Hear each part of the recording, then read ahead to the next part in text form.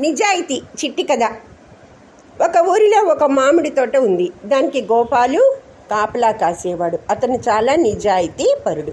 ఒకసారి ఆ మామిడి తోట యజమాని తోట చూడటానికి పోయాడు. తోట బాగా విరగ కాసింది. అతను సంతోషంగా గోపాలుని పిలిచాడు.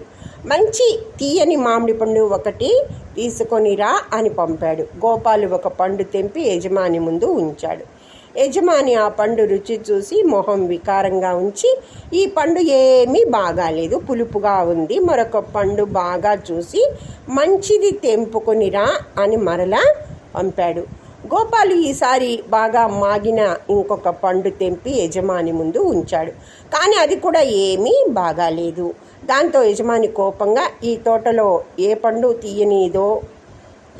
తీయగా ఉంటుందో, ఏ పండు పులుపుగా ఉంటుందో నీకు తెలియదా అని కోపంగా అరిచాడు.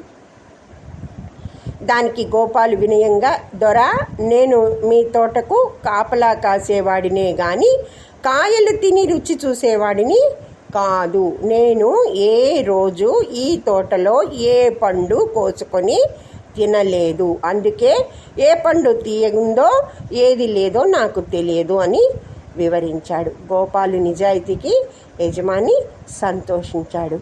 అతని జీతం రెండింతలు చేశాడు. ఈ కథలోని నీతి నిజాయితీ. అయితే ఇందులో ఈ కథకి ఒక విశేషం ఉంది. ఏంటంటే ఒత్తులు లేని కథ.